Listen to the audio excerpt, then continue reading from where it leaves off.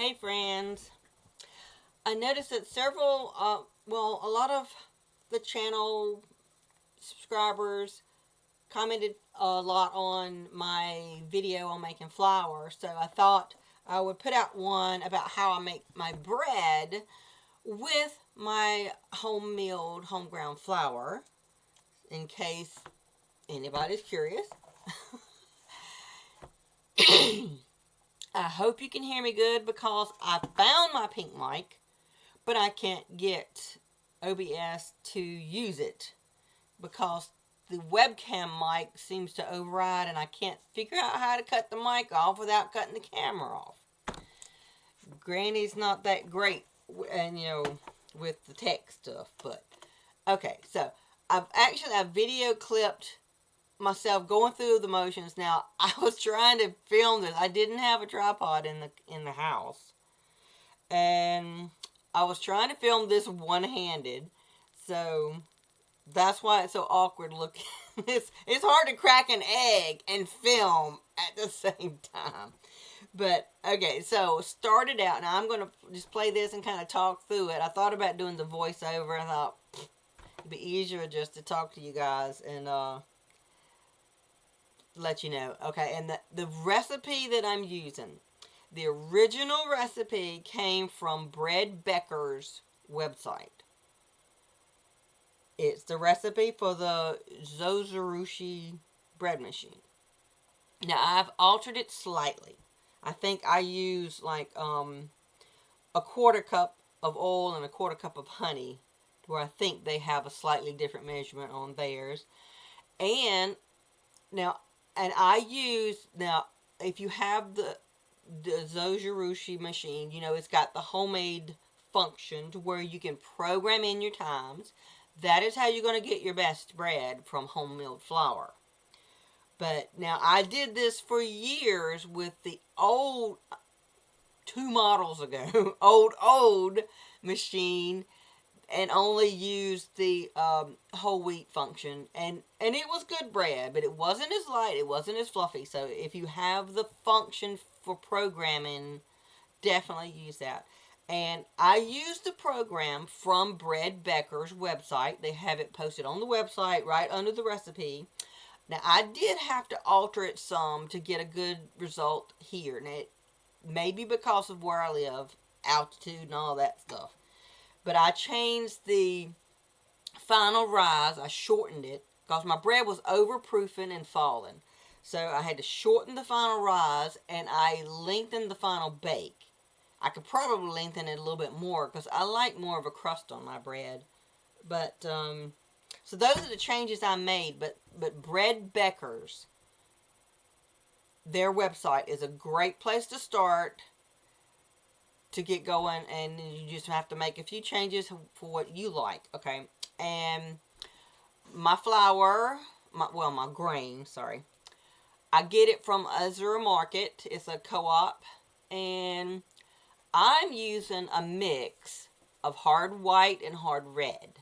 Hard red makes a great bread. It gives a good rise, but it has a strong flavor. And so I mix it with hard white. Hard white by itself will make a good bread, but it won't rise quite as much. Just what I've noticed, because I used to use only white because, like I said, red has a stronger wheat flavor, and I prefer a milder tasting bread. So now I just mix it to get a little bit of both. So, all right, I'm going to start the little video thing playing here, which is just me going through the steps. Okay. There's my wheat.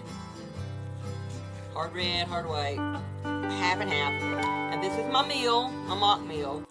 Now, I shot a little video of me putting the wheat in and everything, but apparently I had hit the button on my phone that turned on, what was it? Time lapse. So those clips were useless. So I just did a still picture, but I used the mock meal, and they have got a wonderful video on their site of how to set, and I set it as fine as possible.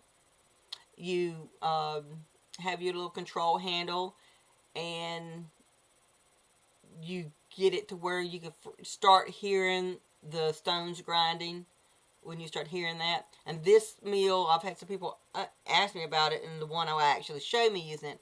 This mill requires it to be running when you put your grain in.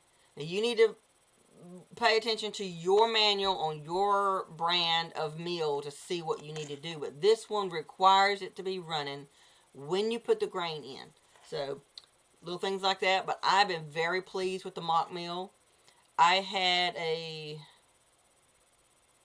I'm drawing a blank now. The Nutri-Mill. I had a Nutri-Mill before, and this one makes a much finer flour and makes a much better rising bread than. But now mine, you're talking 20 years ago, so it was a much older model. They may be better now, but I'm very pleased with the mock mill. And it's not something you can get on Amazon. You have to buy it from the company. So, just so you know.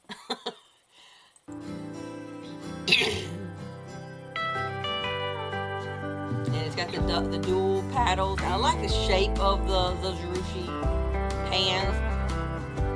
Okay, it was 1.5 cups water. And the oil, I do a 1/3 cup oil and a third cup honey. Now, I use the same measuring cup. That way, if I do the oil first, the honey doesn't stick as bad into the measuring cup because it's oiled. It's just something I do.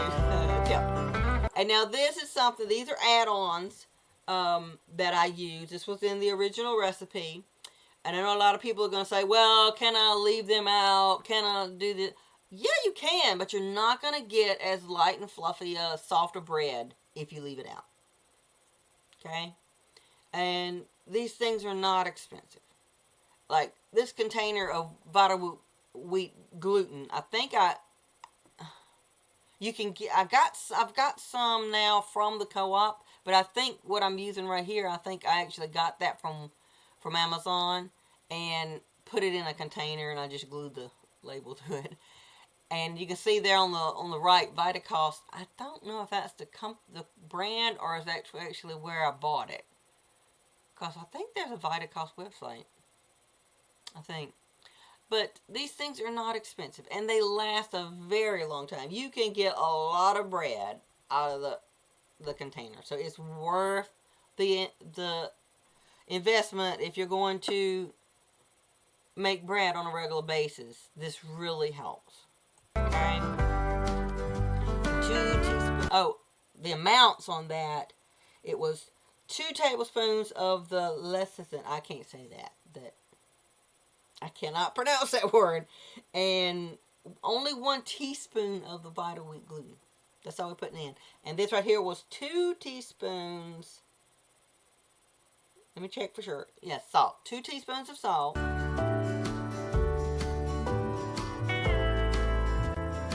And an egg. And I think that is, let me look, 1/2 cup of flaxseed. I'm not exactly sure what that does in the bread, but it was in the original recipe. So I do it. And it comes out good. And it's not expensive either. I get it at Walmart. And I use a chopstick to measure off my flour. Make sure it's nice and fluffy. So if your flour's been sitting, fluff it up before you measure. And I don't do any sifting. Now, some of my other videos, I sift for all-purpose flour. But for bread, I do not sift at all. Straight from the mill. And this is 4 cups of flour. The recipe says 4 to 4.5. I only use 4. I've never had a problem with it being too wet. And again, it may have to do with your elevation, where you're at and things, so you got to give it a try. I would definitely start with less. Start with the 4 and only add the half if it's way too wet. Because you don't want it too dry. And regular old instant yeast. It's a tablespoon of that in your little well in the middle. Still, like I said, I'm trying to film and do one-handed.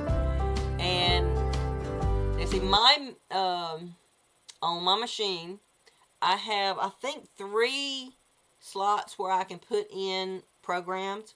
I have my bread program on memory 1, and I have a dough program on memory 2, which is like the same recipe, but then I make it into rolls, hamburger buns, things like that.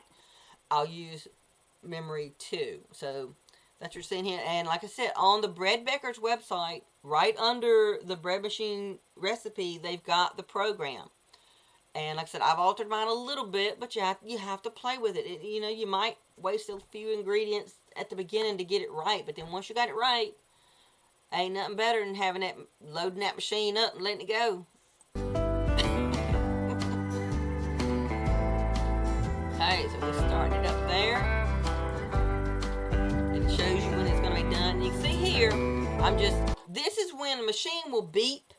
That's the add beep, to where if you want to add raisins or nuts to your bread or something like that, if you're making a sweet bread, that's when you do it. But that's just kind of my cue to go and check, and I just kind of scrape down the sides a little bit and test the bread's wetness. As long as it's not sticking to my finger, it's fine. And here you see after it's done. Like I said, I would like to have it a little browner, but so I'm planning on going in and maybe changing a little bit. But it's still really, really nice. And so I like the shape of the bread in this machine. I don't like the round ones. So it come out really nice. Nice rise. Now this is my favorite bread slicer. I got it off Amazon, that and the knife. Now I'm going to try to put an affiliate link in the description, so you can see the one I got, and affiliate link. I just started, this will be my first time doing this, so yeah, if you purchase it through the link, I'll get a tiny bit of a commission if I can get at least 3 orders in a certain number of days, or then they cancel my link. But we'll see how it goes. Okay. But yeah, this one I love. I have tried so many slicers. I don't like the wooden ones that have like 5 or 6 tiny, narrow slices, and then they have bigger slices. I want my whole loaf sliced the same. I want sandwich size bread. And this slicing guide is wonderful. They're all thin. I can do my whole loaf and put it in a bread bag. It freezes really good too. And since I'm the only one really in the house eating it, my husband won't eat anything healthy. He won't eat whole wheat nothing. He won't store-bought bread. So if I make the whole wheat bread, I'm eating it. But so I'll usually freeze half the loaf and keep half on the counter to eat it all.